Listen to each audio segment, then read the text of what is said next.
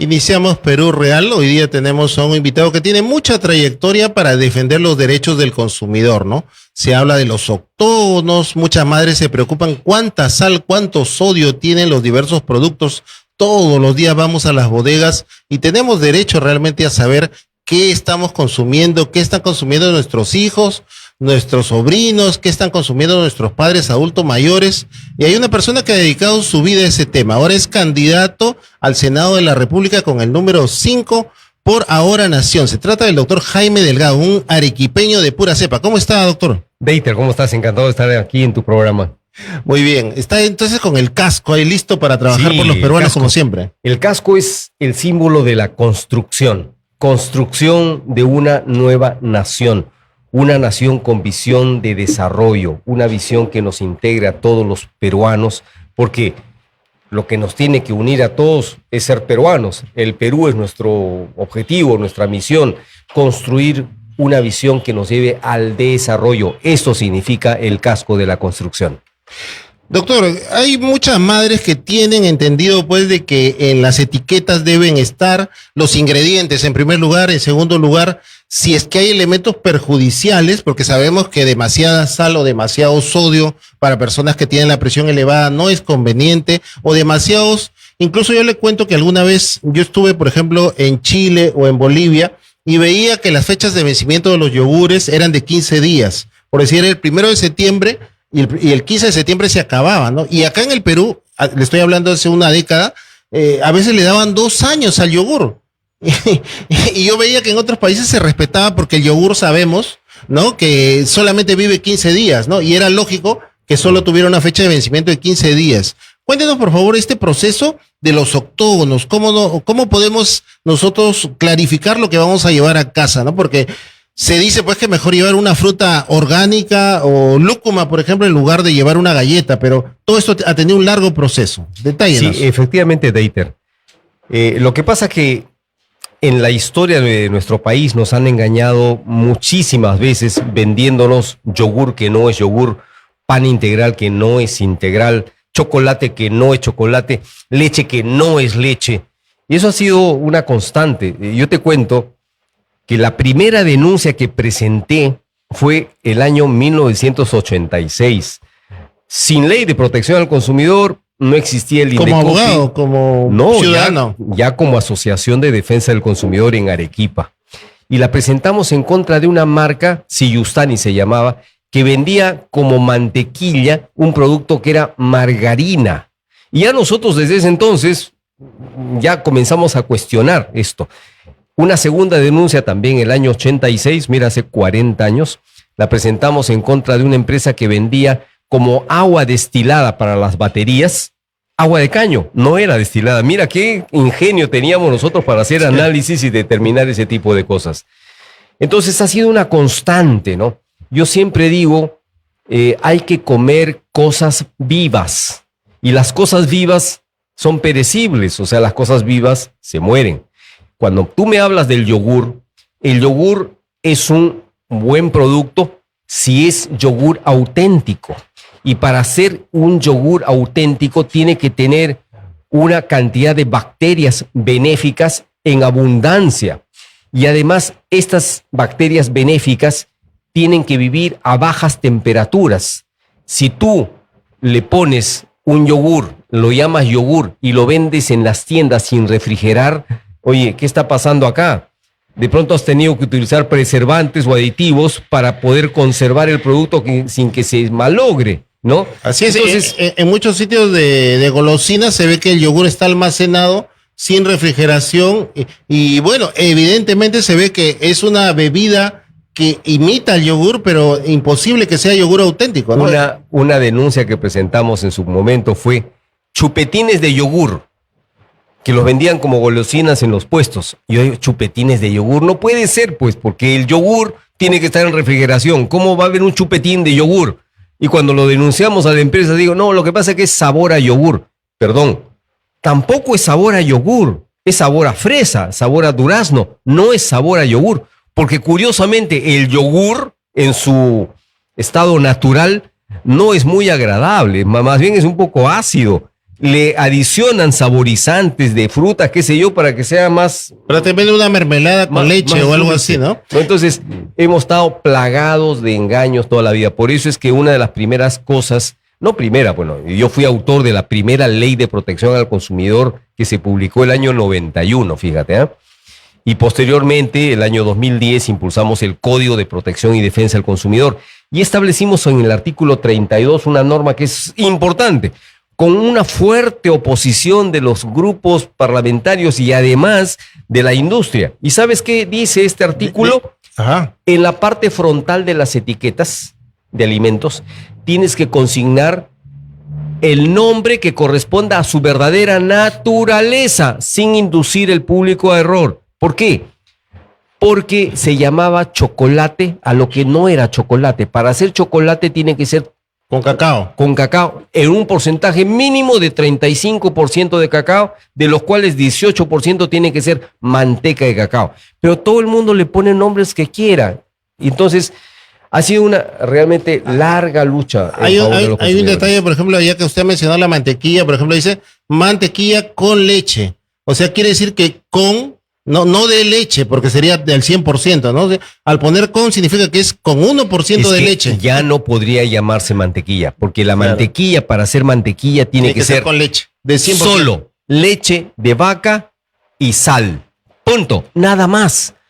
Si tú le adicionas otros, como sucedió con Pura Vida, ¿recuerdas, no? Sí, sí. Aparecía la vaca ahí, resulta de que tenía así un poquito de leche, pero era una mezcla láctea, una mezcla con aceites de soya y otro tipo de cosas. Por eso fue sancionada. O sea, tú no puedes inducir a la gente a error. Lo mismo sucede con productos que se dicen jugo de fresa. Y cuando vas a ver la cantidad de fresa que tienen, en realidad son solo saborizantes. O sea, lamentablemente en nuestro sistema... a veces le ponen un 1% para que digas con fresa, ¿no? Claro, pero 1% es un saborizante, pues. Es un saborizante. Claro. Mira lo que pasó.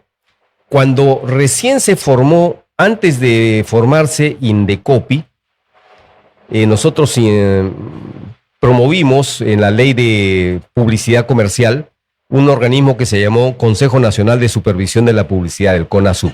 Y desde ahí, eso fue el año 91 también, desde ahí recién se comenzó a regular la publicidad. Y permitimos, además, en esa ley, la publicidad comparativa. Antes la publicidad comparativa estaba prohibida. Tú no podías mencionar a tu competidor. Y nosotros dijimos, pero ¿por qué no?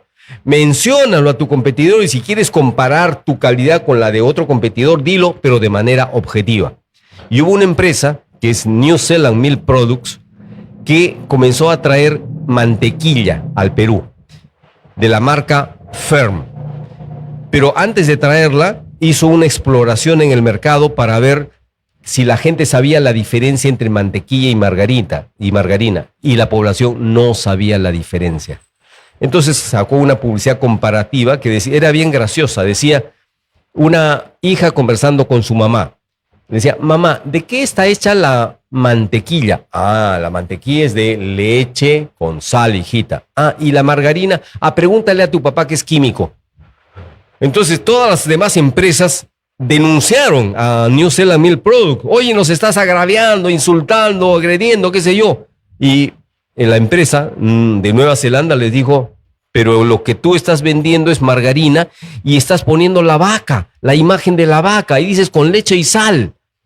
Entonces todas las demás empresas, estoy hablando de Pacocha y todas las empresas que vendían Astra y todo, dijeron, no, pero nosotros sí usamos leche. A ver, ¿qué porcentaje de leche? Bueno, un poquito de leche. ¿Qué porcentaje? Ni siquiera el 1%. Y sin embargo le ponían con leche y sal y hacían creer a la gente que era mantequilla. O sea, los engaños han sido viles en nuestro país. Doctor, hay un tema que a mí me preocupa bastante, que es la lonchera escolar. O sea, en la lonchera escolar muchas madres jóvenes ponen galletas. ¿Qué cosa es la galleta? La verdad, a veces cuando usted veo sus TikTok y sus explicaciones, y me dicen varias amigas que están en temas de nutrición, ya da miedo, porque usted saca la verdad y la verdad es que ya no tiene nada de alimenticio, ¿no? ¿Qué cosas son las galletas que los niños se reparten y se pelean en la hora de recreo? Bueno, las galletas, lo que pasa que hay un nuevo sistema de clasificación de los alimentos, ¿no? Que es el sistema NOVA, creado por un profesor brasilero, Carlos Monteiro, que es un genio el tipo. Entonces él ha hecho una clasificación nova de alimentos en su estado natural, mínimamente procesados, procesados y ultraprocesados. Son los productos ultraprocesados los que no tienen derecho a llamarse alimentos, porque has utilizado una materia prima como insumo, pero la has transformado a tal nivel y con aditivos, preservantes, colorantes, estabilizantes, saborizantes, etcétera, que ya no puedes llamarle alimento a ese producto. Por eso es que nosotros... O sea, es un Frankenstein de la comida. Es un Frankenstein, o sea, un monstruito. no tienen derecho a llamarse alimento, porque la palabra... Por ejemplo. Sí, alimento significa de latín de aumentar, de nutrir, nutrir.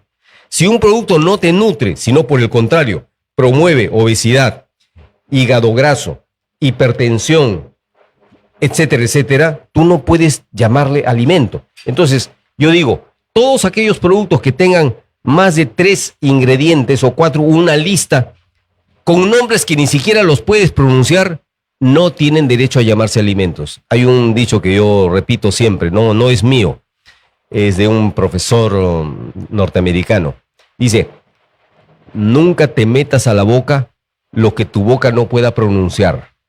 Lee los ingredientes y si tienes nombres tan técnicos, eso no han salido de ninguna planta, de ningún animal, han salido de laboratorio, son sustancias químicas. Algunos ejemplos, por ejemplo, de los alimentos más monstruosos que usted ha encontrado en su Bueno, desarrollo. todas estas golosinas que se venden en el mercado, golosinas, gomitas. Esas gomitas son del ajá. chancho, ¿es verdad? Las gomitas Por dulces. favor, o sea, es cualquier cosa menos alimento. Eso no deberíamos darlo a los niños. Además, provocamos incluso con los colorantes, porque se usa mucho saborizante y mucho colorante, y se vende como fruta, como si fuera de fruta. Y estos colorantes son alergénicos. Por ejemplo, el amarillo 5, que es la tartrazina. Tartracina, ¿no? Siempre los médicos y sobre todo los pediatras reportan que en los días domingos y los días lunes, luego de las fiestas infantiles, los niños que tienen problemas de asma terminan en crisis, precisamente por la tartrazina. Y el colorante rojo, que ha sido ya cuestionado y prohibido en Estados Unidos, se le ha dado un plazo para su retiro, pero hay muchas sustancias que no deberían estar en los productos. Las gaseosas. ¿Son alimentos tóxicos? No son alimentos. O sea, lo que uno debe consumir es agua. Nosotros necesitamos hidratarnos con agua y no con bebidas azucaradas, porque las bebidas azucaradas son las que han provocado esta crisis y esta pandemia de sobrepeso y obesidad como la que está, mira, tu productor consumiendo. Sobre todo. Justo está con su veneno, está el productor. Los aceites que se dicen vegetales, ponen una abejita que da vueltas sobre un girasol, ponen una soya que sale de una tierra fértil. ¿Qué cosas son los aceites? ¿Realmente se puede decir que son estos alimentos Frankenstein que usted nos estaba mencionando? Hay grasas buenas y grasas malas. El cuerpo necesita grasa, el cuerpo necesita aceites, ¿de acuerdo? Pero hay que consumir los aceites vírgenes. Un aceite virgen es un aceite que solo se extrae del prensado o está en su estado natural. Por ejemplo, las nueces, las pecanas, la palta, el coco, tienen grasas y esas grasas son buenas. De la aceituna se saca un aceite que es el aceite de oliva. Ahora, hay muchos que le llaman virgen o extra virgen y no tienen nada de virgen. ¿Ah? Hay que tener cuidado, porque acá en nuestro país lamentablemente no hay control sobre eso. Eso, digamos, es por el lado del aceite de oliva y pienso en el yauca porque usted es arequipeño, ¿no? Así que en realidad ahí tenemos un aceite de muy buena calidad, ¿no? El Valle del Yauca. Claro, es que no basta tener medio verdoso. No basta tener una buena aceituna. Para que el aceite sea virgen o extra virgen, tiene el proceso de cosecha de la aceituna tiene que ser inmediato, es decir, cosecha la aceituna y la tienes que prensar. Pero si cosechas la aceituna y la dejas para el día siguiente, recién el prensado, ya al haberse extraído, sacado del árbol, entra en un proceso de oxidación y acidificación. Entonces, es el aceite que obtengas de ahí ya no puede ser virgen ni extra virgen. ¿Qué cosa es el aceite de soya que está por todos lados que 20, 30, 40 años vemos que con eso se hace toda la comida Es un criolla. producto muy barato, pero es un producto refinado. Refinado significa que ha pasado por un proceso de industrialización. ¿Realmente es recomendable para la salud? No se puede llamar que es recomendable. La gente está muy acostumbrada a usar el aceite de soya, y encima que es transgénico, porque toda la soya con la que se producen los aceites y la que se vende en el Perú provienen de los países cercanos, que es Argentina, Bolivia y Brasil. Y el 99% de soya que se produce en esos países para producir el aceite es soya transgénica, genéticamente modificada. En su casa, ¿cómo hacen el lomo saltado? ¿Con qué aceite usan? A ver, yo no estoy diciendo que la gente deje de usar, porque claro, nosotros si nos ponemos en un extremo ya, la gente va a decir, oye, eres un pinchaglobos, ya, no puedo comer nada. Se ha hablado del aceite de coco, sí, por ejemplo, ¿no? Pero yo digo, las grasas con las que se freían antes las carnes claro, eran mucho mejor. Por eso que está volviendo de moda la grasa de cerdo, la manteca de cerdo, ¿no? Que en algún momento fue descalificada por esta industria de los aceites vegetales. Dicen, no, ¿cómo vas a...? Incluso, mira, recuerda, antes a los niños se daba aceite de hígado de bacalao. claro. Un superalimento, Sí, un sí. superalimento.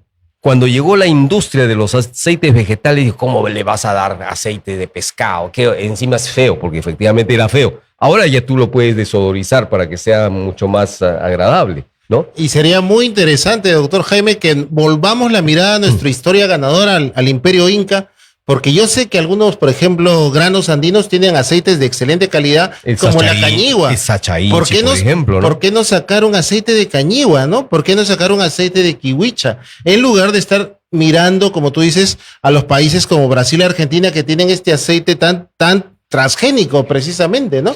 Bueno, acá en el Perú tenemos pues una biodiversidad enorme y una cultura gastronómica impresionante. Entonces, una de las propuestas que nosotros estamos haciendo desde Ahora Nación es toda una revolución en el agro.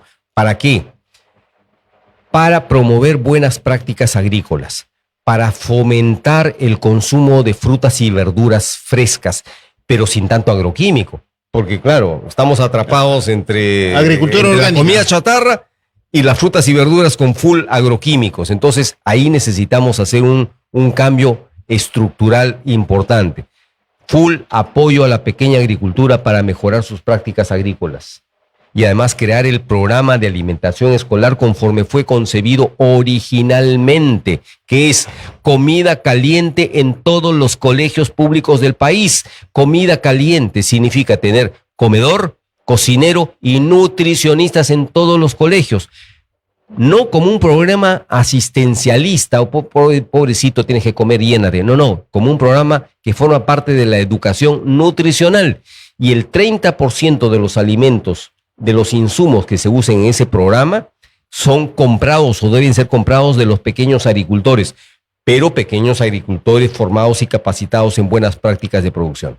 Estamos con Jaime Delgado, vamos a hacer una pausa. Él es el número 5 candidato al Senado por Ahora Nación. Acá está el casquito, a ver si le hacen si Roger hace el... Mejor queda así, mira. Claro, ahí está. Sí. Él está buscando cambiar los hábitos de alimentación y al volver vamos a hablar sobre los transgénicos. Mucha gente no sabe bien qué son los transgénicos. Hay una moratoria actualmente y el doctor Jaime Delgado nos va a explicar por qué es tan importante que los transgénicos no ingresen al Perú. Volvemos con Perú Real.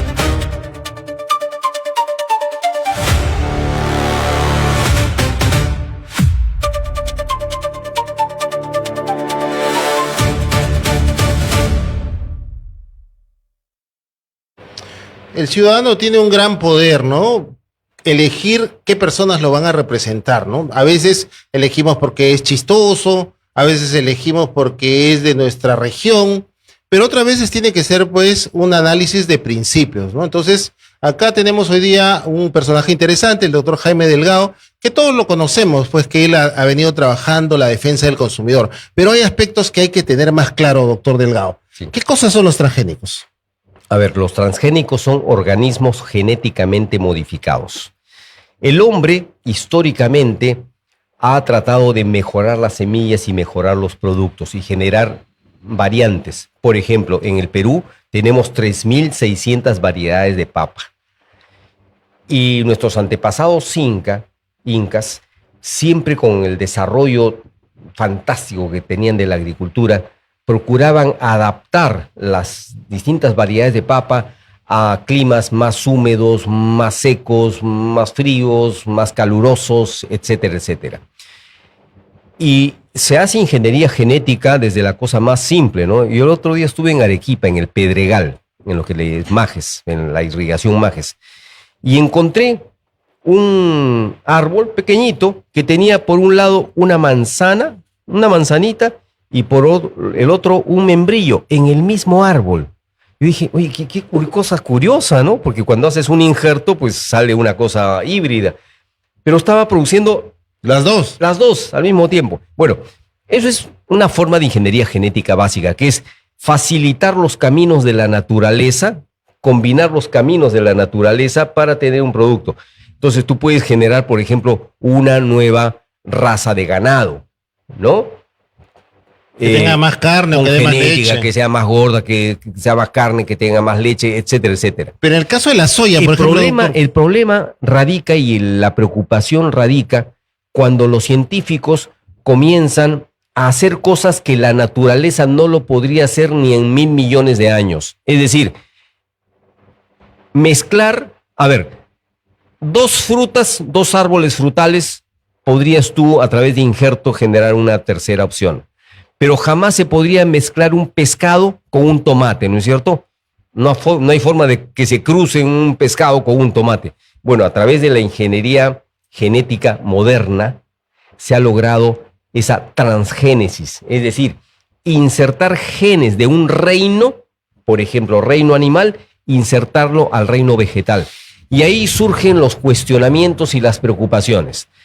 Pero en realidad no es nuestra principal preocupación esa, por los riesgos que efectivamente pueden generar, sino que para el Perú liberar semillas transgénicas es conveniente, es un negocio, es una oportunidad de desarrollo. Para nada, para nada. ¿Por qué?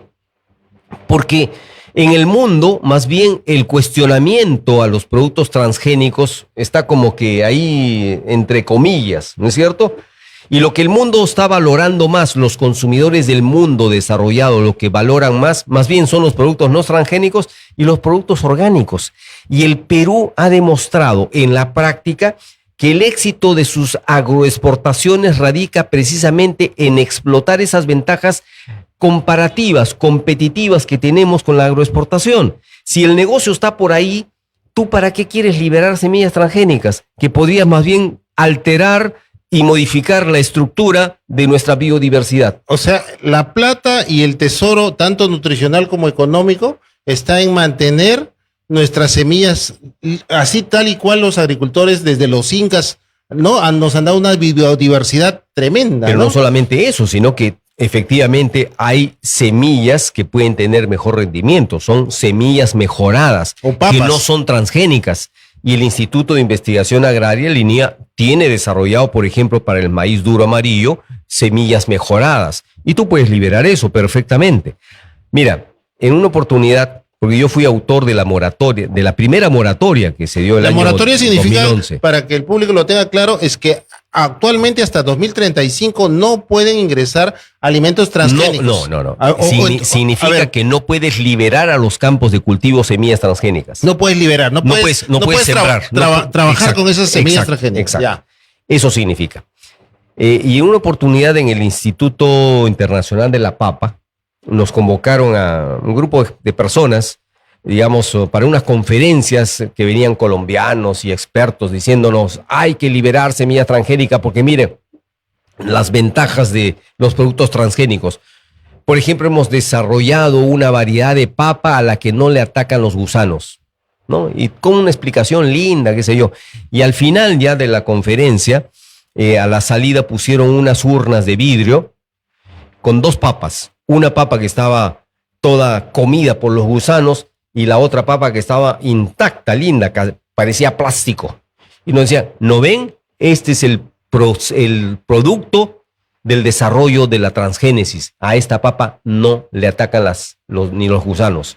Y yo dije, mire, mi reflexión es la siguiente, les dije. Si estos gusanitos han sobrevivido millones de años solo por su instinto, no tienen inteligencia, solo por su instinto han sobrevivido, y esos gusanitos no quieren comerse esa papa, tampoco la quiero yo. No es natural. Pues, y los ¿no? tipos no tuvieron respuesta a eso.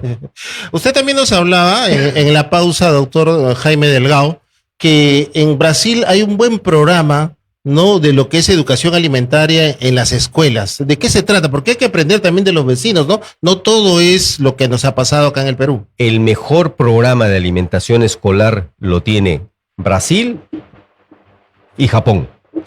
Este programa de alimentación escolar en Brasil tiene 60 años y atiende a 50 millones de niños por día, por día. Todas las escuelas públicas de Brasil tienen comedor, cocinero y nutricionista. Pero además este programa de alimentación escolar forma parte de la educación nutricional.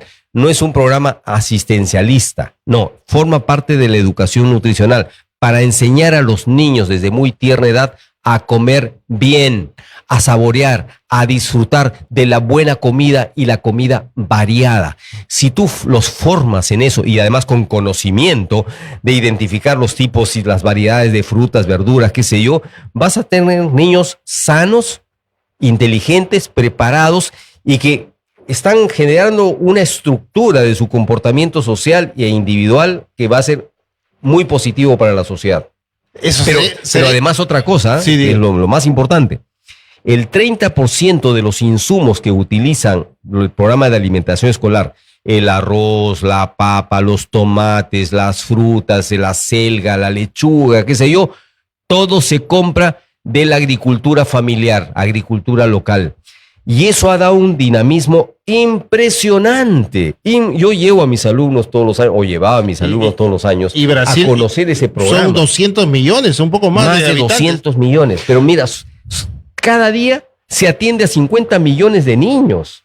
O sea, eso es lo que funciona hace tiempo. Hace 50 años, perdón, hace 60 años. Nosotros queremos establecer ese programa en nuestro país. Un curso de educación es lo que necesitamos, educación nutricional, de nutrición y con bases pues en las cosas autóctonas. Vamos a hacer un ping-pong de algunos alimentos autóctonos, claro, y que usted nos diga sus propiedades. Racacha. Bueno, la racacha es un tubérculo que lo comí desde niño en Arequipa y que lamentablemente... ¿Cómo lo hacían en casa? Sopa con arracacha, o sea, en vez de ponerle papa, le ponías arracacha. Pero mira, el problema del mercado, el mercado tiende a estandarizar. ¿Cuántas variedades de papa tenemos? 3.600, pero ¿cuántas están en el mercado? No más de 10 o 15 por un tema de mercado. Entonces, para preservar toda esa diversidad, el mercado tendría que responder en otras características. Y la racacha hay 36 variedades. Le cuento que también se puede hacer, por ejemplo, causa de racacha. Claro, pues claro. Se puede hacer un excelente puré de racacha. Puré de racacha. Maravilloso. Así es. Aguaymanto. El aguaymanto es una fruta, no es típica del Perú solamente, sino de toda la región, pero tiene una alta propiedad por la vitamina C. Y la vitamina C finalmente son antioxidantes, que es una fruta realmente saludable.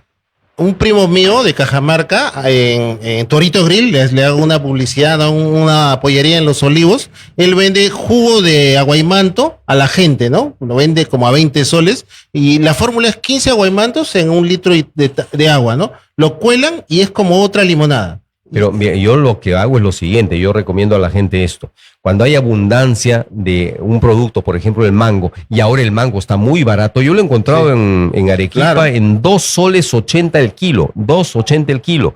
Aprovechar cuando hay abundancia de mango, yo me compro 20, 30 o 50 kilos de mango, lo despulpo, lo licúo con un poquito de agua, y lo pongo en unas bolsitas y lo pongo a congelar. Me duran 8 meses. Cada vez que quiero hacer un heladito o un refresco, simplemente voy a la congeladora, saco, lo licúo y ya está. Súper barato. Es más, ni siquiera necesita azúcar. Mi esposa hace exactamente lo mismo con el Sankyo Sancayo. Sankyo Sancayo.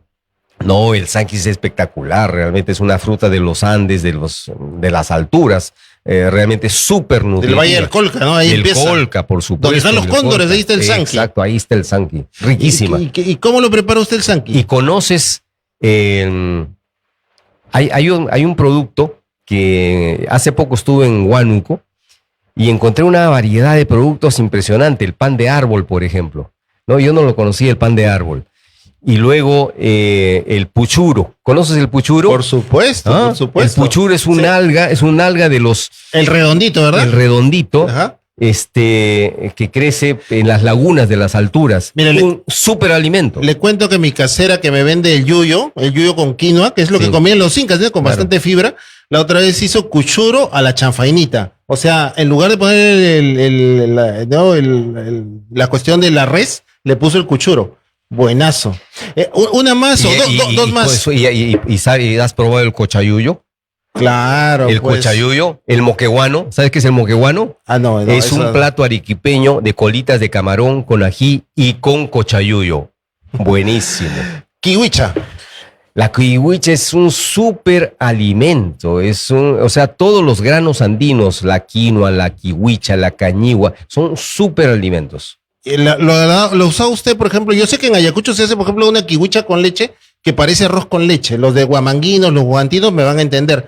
Pero ¿a sus hijos usted le da kiwicha? Lógico, y además nosotros yo soy de Arequipa y hemos consumido granos andinos toda la vida. Entonces, y usted está cerca a Puno, donde está la cañigua. Exacto. Entonces nuestra mamá lo que hacía es ponernos como la cocoa, ahí cuando te servían tu leche y tú le adicionabas ahí la cañigua. El cañihuaco. Nosotros le llamamos el cañihuaco. Es el polvo de la cañigua. Claro. Una más, ocas, porque mucha gente, por ejemplo, no sabe qué hacer un lonchecito y se puede hacer unas ocas. Claro, unas ocas. Con canela, ¿no? Simplemente se hace sancochar las ocas y te la comes así, es buenísima. Hemos perdido tanto esto, realmente tenemos una riqueza gastronómica. Mira, yo soy promotor de lo que se llama el Mururaime. El Mururaime es la fiesta de las semillas, que lo organizamos todos los años en Quisqui, Huancapayac. Y ahí cada campesino... ¿Qué distrito o qué departamento? En Huánuco. En Huánuco. Sí, es a 2 horas de Huánuco. Cada campesino viene con 400 variedades de papa y con todo lo que te puedas imaginar. Y al final de la tarde hacemos el intercambio de semillas, que es una ceremonia en un manto largo donde los campesinos intercambian sus semillas. Hay una historia interesante, doctor Delgado, que Pachacute, que el fundador de nuestra patria antigua, ¿no? El Tahuantinsuyo, él tenía un jardín de oro donde tenía racacha, donde tenía sanqui, donde tenía paico, donde tenía kiwicha, cañigua, y él cada vez que iban avanzando en el imperio Tupac Yupanqui, era el conquistador y consolidador, hacían una figurita de oro de lo que encontraron, y encontraron también la palta, ¿no? Y el cacao, Claro. el cacao, porque muchos consideramos de que el cacao era de México, porque los mexicanos fueron los que desarrollaron, los que pusieron el nombre, el chocolate, no sé qué, era una bebida caliente. Pero en realidad estudios científicos han demostrado que el centro de origen del cacao está en la Amazonía peruana. Nosotros somos igual que el tomate, ¿no? Porque igual que el tomate. Investigaciones norteamericanas dicen que el tomate original, incluso la fresa, ¿no?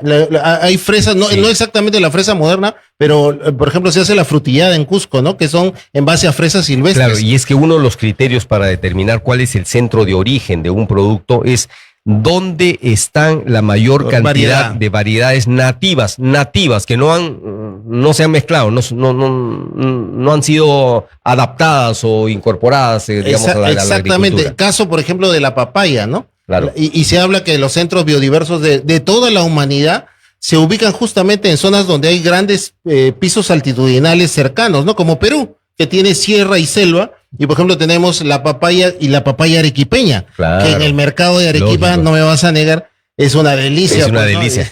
Mira, en una oportunidad, yo soy parte de la Sociedad Latinoamericana de Nutrición, de SLAM, e invitamos en un evento en México a un español cuya conferencia fue ¿cómo era la comida en Europa antes de descubrir América? Y una de las cosas que decían, Puro nabo. el tomate nos transformó la gastronomía, porque el mundo no conocía el tomate, lo Pobrecitos descubrimos los en Perú. europeos, pobrecitos Imagínate. los europeos. O sea, mira el impacto que ha tenido el descubrimiento de América para la gastronomía del mundo. Bueno, esperemos pues que personas como Oye, pero Jaime Delgado... yo he venido acá a hablar de mi candidatura. como Jaime Delgado sean electos, justamente vamos a eso, doctor, ya dependerá pues del público. Hemos querido darle la ventana al doctor Delgado para que él nos explique pues cuáles son los fundamentos. A veces con usted en realidad hay mucho que hablar, nos hemos pasado, tenemos varios invitados, pero hemos querido darle la ventana porque la verdad yo pienso que el periodismo, la parte política tiene que ser utilitaria a la gente. Exacto. Seguimos con otro invitado que nos va a hablar acerca del mundo de la lectura, de la parte cultural. Pero yo quisiera darle las cámaras del programa para que usted pida el voto. Yo creo que toda esta parte que hemos dedicado a su trayectoria habla por sí sola, pero por favor recuérdenos su número y por favor pida usted el voto para los que deseen apoyarlo para que vaya al Senado Nacional por 5 años. Yo fui el pionero del derecho del consumidor. El año 84 escribí un artículo en la revista del Colegio de Abogados de Arequipa que decía: el derecho del consumidor como una nueva disciplina jurídica, una rama del derecho. Mira, el año 84 ya yo decía eso. Y efectivamente de ahí hemos desarrollado mucho, no solamente en Perú, sino en América Latina. Y ahora, ya desde hace 3 o 4 años, me he propuesto impulsar una nueva rama del derecho que se llama el derecho alimentario. Y todo lo que hemos hablado ahora tiene que ver con el derecho alimentario como una nueva disciplina jurídica, que sería mucho más fácil hacerla e impulsarla si tengo una representación en el Parlamento. Porque además esto lo vengo haciendo con profesores universitarios de muchos países de América y de Europa. Yo soy Jaime Delgado, una vida dedicada a defender a los consumidores. Voy con el número 5 por Ahora Nación, cuyo símbolo es el casco de construcción de una nueva nación con una visión de desarrollo para todos. Así que los invito a confiar en mí para seguir trabajando desde una posición que permita defender los derechos de la gente. Las gracias al doctor Delgado que estuvo con nosotros en Perú Real. Volvemos en un instante, luego